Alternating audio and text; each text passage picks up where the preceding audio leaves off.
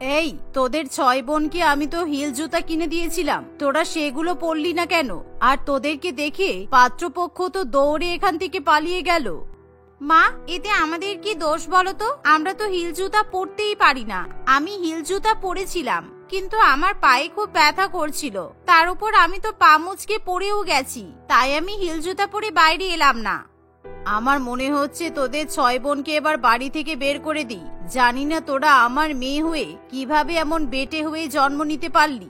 আমি তো ভেবেছিলাম আমার ছেলের মতো তোরাও অনেক লম্বা চওড়া হবি, কিন্তু তোদেরকে দেখ, নিজের মেয়ে বলতেই আমার লজ্জা বোধ হয়। আমি তোদের কাউকেই আমার মেয়ে হিসেবে পরিচয় দিতে চাই না। মা, তুমি এভাবে বলতে পারলে? আমরা 6 বোন তোমারই মেয়ে, আর তুমি তবুও আমাদেরকে এভাবে অপমান করো কেন? আমরা বেটে বলে তুমি সবসময় আমাদের সঙ্গে এরকম খারাপ ব্যবহার করবে? আমরাও তো মানুষ, তাহলে কি আমাদের কষ্ট হতে পারে না? তুমি দয়া করে আমাদেরকে এরকম উল্টোপাল্টা কথা বলবে না। মা, আমি এই বেটে বোনদের জন্য পাত্র খুঁজতে পারবো না। অনেক কষ্ট করে তো পাত্রগুলোকে খুঁজেছিলাম, কিন্তু আমি আর পারছি না এদেরকে নিয়ে। দেখো মা, আমি এদের জন্য অপেক্ষা করতে চাই না, আমি আবার বিয়ে করে নিতে চাই। হ্যাঁ রে প্রীতম, তুই ঠিকই বলেছিস। আমারও তাই মনে হচ্ছে। এতদিন ধরে মেয়েগুলোকে ফেলে রেখেছি, সেই জন্য এখন এদের বিয়েটাও দিতে পারছি না। আমার মনে হয় না এদের আর বিয়ে হবে। তুই এবার বিয়ে করে নে। কই দেখি বৌমার ফটোটা দেখা। এই শুনে প্রীতম তার পছন্দ করা মেয়ের ফটো মাকে দেখায়, আর সেই ফটো দেখে প্রীতমের মা খুবই পছন্দ করে, কারণ পারমিতা দেখতে যেরকম লম্বা সেরকমই সুন্দরী ফর্সা ছিল।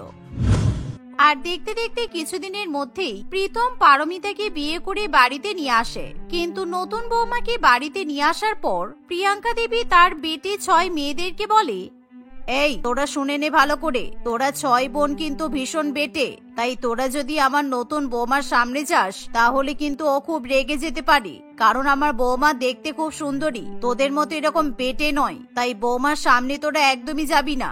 আমি বৌমাকে বলে দেব তোরা ঘুমিয়ে পড়েছিস।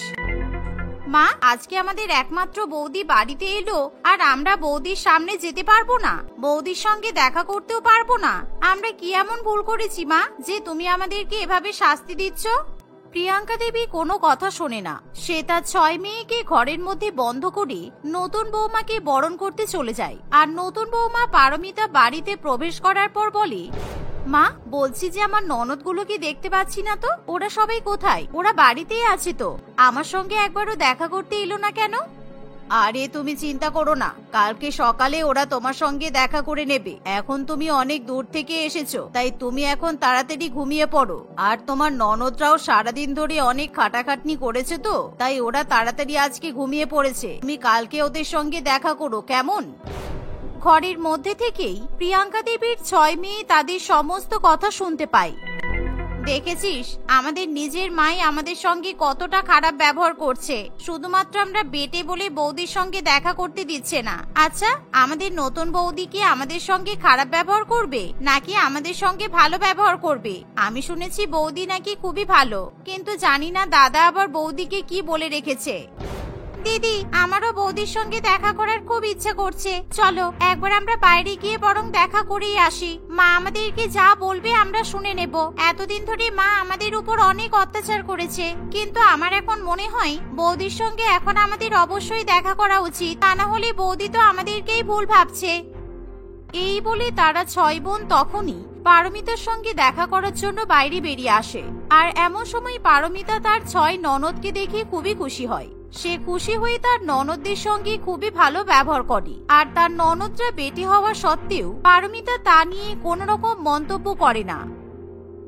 এভাবে সেই দিনটা কাটে। আর পরের দিন কিছু প্রতিবেশী পারমিতাকে দেখতে আসে। দেখেছিস রিমি, সীমা, তোদের বৌদি কত সুন্দর দেখতে। তোরা তোদের বৌদির সামনে কিছুই না। তোদের বৌদি এবার সুখে শান্তিতে ঘর সংসার করবে। জানি না তোদের কবে বিয়ে হবে। বয়সটা তো আর কম হলো না। তোরা এরকম বেটে বলে তোর মা তো পাত্র খুঁজে খুঁজে একেবারে ক্লান্ত হয়ে পড়েছে। কাকিমা, আপনি কিভাবে আমার 6 ননদকে অপমান করতে পারেন? আপনি তো আমার সঙ্গে দেখা করতে এসেছেন, তাই শুধু শুধু আমার ননদগুলোকে অপমান করবেন না। কারণ আমার 6 ননদ তো আর ইচ্ছাকৃতভাবে নিজেদের হাইট কমায়নি। ঈশ্বর সবাইকে আলাদা আলাদা রূপ দিয়েছে। আর আমার 6 ননদ বেটে, এতে কারোরই কোনো অসুবিধা হচ্ছে না। তাহলে আপনার কি সমস্যা হচ্ছে শুনি? না না, আসলে তুমি জানো না, তোমার 6 ননদ বেটে বলে তোমার শাশুড়ি মা সম্বন্ধ খুঁজে পাচ্ছে না। হাজার চেষ্টা করে কোথাও এদের বিয়ে দিতে পারছে না, তাই বলছিলাম আর কি। যাই হোক, তোদের বিয়ে খেয়ে আমার লাভও নেই। নতুন বৌমাকে দেখতে এসেছিলাম, দেখা হয়ে গেছে, চলে যাচ্ছি। এই বলে একে একে সমস্ত প্রতিবেশী সেখান থেকে চলে যায়। কিন্তু এমন সময় প্রতিবেশীদের কাছ থেকে অপমানিত হওয়ার পর পারমিতা 6 ননদের চোখে জল চলে আসে। বৌদি, তুমি কত ভালো। তুমি এত সুন্দর হওয়া সত্ত্বেও তুমি আমাদেরকে কতটা সম্মান দিচ্ছ। কিন্তু তুমি কি জানো, আমাদের মা আমাদেরকে সহ্য করতেই পারে না, এমনকি দাদাও আমাদেরকে ভালোবাসে না, শুধুমাত্র আমরা বেটে বলে। আচ্ছা বৌদি, তুমি বলো তো, এতে কি আমাদের কোনো দোষ আছে? তোমরা চিন্তা করো না, এখন থেকে তোমাদের 6 বোনকে যারা অপমান করবে আমি তাদেরকে যোগ্য জবাব দেব। তাছাড়া তোমরা এতদিন ধরে চুপ করে আছো বলেই সবাই তোমাদেরকে এতটা অপমান করার সুযোগ পেয়েছে। তোমরা 6 বোন আর চিন্তা করবে না, আমি এসে গেছি তো। এই বলে পারমিতা সেখান থেকে চলে যায়। সত্যি আমাদের বৌদি খুবই ভালো। আমরা তো ভেবেছিলাম বৌদিও হয়তো মা আর দাদার মতো আমাদেরকে অপমান করবে, কিন্তু বৌদি আমাদেরকে কতটা ভালোবাসে। আমাদের নিজেদের মা আর দাদা আমাদেরকে কখনো সম্মান দেয়নি, কিন্তু বৌদি আমাদের জন্য কত চিন্তা করে। চল, আমরা আজকে বৌদির জন্য রান্না করে বৌদিকে খাওয়াবো। এই বলে সীমা এবং তার বোনেরা রান্নাঘরে যায় আর তারা ঠিক করে আজকে বৌদির জন্য কিছু না কিছু খাবার রান্না করে বৌদিকে খাওয়াবে। আর প্রথমে সীমা চা বানাবে বলে ঠিক করে, কিন্তু সীমার মা প্রিয়াঙ্কা দেবী চা পাতা এবং চিনির কৌটোগুলো অনেক উঁচুতে রেখে দেয়। এই রিমি, দেখ না, ওই ওপরের আলমারিতে তোর হাত যাবে। আমি তো কিছুতেই হাত পাচ্ছি না। ভাবলাম বৌদিকে চা বানিয়ে খাওয়াবো, কিন্তু মা তো চা পাতা আর চিনির কৌটো উপরে রেখে দিয়েছে। ঠিক আছে দাদা, আমি একটু লাফিয়ে লাফিয়ে চায়ের কৌটোটা নামানোর চেষ্টা করছি। এই বলে রিমি লাফিয়ে চিনির কৌটো নিতে যাবে, এমন সময় ভুলবশত একটা চায়ের কাপ পড়ে যায়। আর সেই কাপটা ভেঙে যাওয়া মাত্রই প্রিয়াঙ্কা দেবী সেখানে ছুটে আসে। এই, তোরা কি করছিস এখানে? এ বাবা, তাই বলি একটা পড়ে যাওয়ার শব্দ পেলাম। তোরা এত দামি কাচের কাপটা ভেঙে নষ্ট করলি? দাঁড়া, তোদের ব্যবস্থা করতেই হবে। এই বলে প্রিয়াঙ্কা দেবী 6 বোনকে মারধর করতে শুরু করে। আর এমন সময় 6 বোন কাঁদতে কাঁদতে বৌদির কাছে পৌঁছায়। বৌদি, প্লিজ আমাদেরকে হেল্প করো, আমাদেরকে মায়ের হাত থেকে বাঁচাও। দেখো না, মা আমাদেরকে মনে হচ্ছে মেরে মেরে শেষ করে ফেলবে। আমরা সামান্য একটা কাপ ভেঙে দিয়েছি বলে মা আমাদেরকে মারবে বলে ছুটে আসছে। আমি জানি তুমি ছাড়া আমাদেরকে আর কেউ বাঁচাতে পারবে না, তাই আমরা তোমার কাছে ছুটে এলাম। মা, আপনি শুধু শুধু কেন এদেরকে মারছেন? বোনেরা কিন্তু এখন বড় হয়েছে, এভাবে মারধর করা ঠিক নয়। আপনি কেন বুঝতে চান না? এগুলো আপনার নিজেরই মেয়ে। আপনি যদি এদেরকে এভাবে অপমান করেন, অত্যাচার করেন, তাহলে এরা তো ভেঙে পড়বে। আপনি মা হয়ে এতটা নিষ্ঠুর কিভাবে হতে পারেন? তুমি চেনো না এদেরকে। তুমি কি জানো, এই বেটে 6 মেয়ের জন্য আমি একেবারে শেষ হয়ে গেছি। এদের পেছনে খাওয়া খরচের জন্য জামা কাপড় কিনতে কিনতে আমি একেবারে শেষ। আমি তো ভেবেছিলাম আমার 6 মেয়ে আমার মতো লম্বা হবে, সুন্দরী হবে, কিন্তু না, এরা যে সবকটা এক একটা বেটে হবে তা আমি কখনো ভাবিনি। আমার বাড়িটা একেবারে বেটে মানুষে ভরে গেল। এভাবেই রাগে গজগজ করতে করতে প্রিয়াঙ্কা দেবী সেখান থেকে চলে যায়। বৌদি, তোমাকে অনেক ধন্যবাদ। আজকে তুমি ছিলে বলে আমরা বেঁচে গেলাম, তা না হলে সত্যি মায়ের হাত থেকে বাঁচা অসম্ভব। আমরা এখান থেকে কোথাও পালাতেও পারি না, কারণ আমাদেরকে তো কেউ হেল্প করে না। আমরা বেটে বলে কি এতটাই খারাপ বলো? জানো বৌদি, মাকে আজকে তুমি বোঝালে বলে মা আমাদেরকে কিছু না বলেই চলে গেল। তা না হলে মা আর দাদা দুজনে মিলেই আমাদেরকে মারে।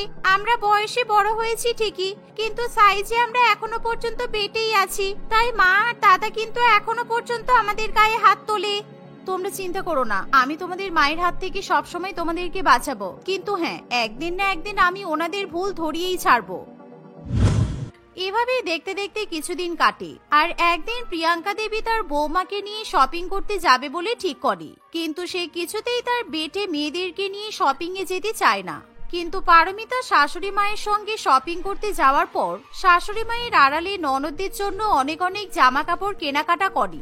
আর কিছুক্ষণ পর বাড়িতে ফিরে আসার পর পারমিতা তার 6 ননদকে জামা কাপড়গুলো দিয়ে দেয়, যার ফলে 6 ননদ আনন্দে লাফিয়ে ওঠে।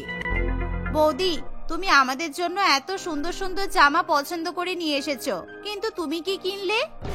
আরে আমি একটা শাড়ি নিয়েছি, আমার তেমন কিছু ভালো পছন্দ হয়নি, তাই আমার জন্য অন্য কিছু আর নিলাম না। তোমাদের জন্য খুব ভালো ভালো জামা পছন্দ হয়েছিল, তাই তোমাদের জন্য অনেকগুলো জামা এনেছি। বৌদি, তুমি নিজের জন্য কিছু না কিনে সব টাকা দিয়ে আমাদের জন্য জামা কাপড় কিনেছো। তুমি সত্যিই খুব ভালো। জানি না মা আর দাদা কবে তোমার মতো হবে। ওরাও যদি আমাদেরকে এতটা ভালোবাসতো তাহলে আজকে আমরা অনেক সুখে থাকতাম। এভাবেই 6 বোন খুবই মন খারাপ করে, কিন্তু আবার পারমিতা তাদেরকে বোঝানোর চেষ্টা করে। এভাবেই দেখতে দেখতে কিছুদিন কাটে, আর এরই মধ্যে পারমিতা সবাইকে সুখবর জানায়। মা, প্রীতম, একটা গুড নিউজ আছে, আমি মা হতে চলেছি।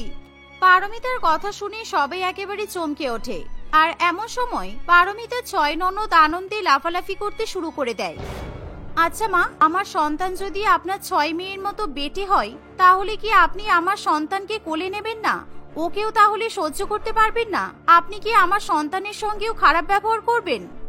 আরে না না বৌমা, এ তুমি কি বলছো? আমি খুব ভালো করেই জানি তোমাদের সন্তান কখনোই বেটে হতে পারে না, কারণ তোমরা দুজনেই তো অনেক লম্বা, তাই তোমাদের সন্তান বেটে কিভাবে হতে পারে? কিন্তু মা, বলা তো যায় না। আপনার মতোই যদি আমার সন্তানগুলো বেটে হয়, তাহলে নিশ্চয়ই আপনি আমাকে বাড়ি থেকে তাড়িয়ে দেবেন, আর তা না হলে আপনার নিজের 6 মেয়ের সঙ্গে যেমন বাজে ব্যবহার করছেন, হয়তো তার চেয়েও বেশি বাজে ব্যবহার আমার সঙ্গে করবেন, তাই তো? এমন কথা শুনে প্রীতম এবং প্রিয়াঙ্কা দেবী নিজেদের ভুল বুঝতে পারি, তাই তখনই তারা 6 বোনের কাছে ক্ষমা চায়। আর সেদিনের পর থেকে তারা আর কখনো 6 বোনের উপর অত্যাচার করে না। সবাই মিলে এখন বাড়ির মেয়েদেরকে খুবই ভালোবাসা দেয়। এভাবে সবাই হাসি খুশি বসবাস করতে থাকে।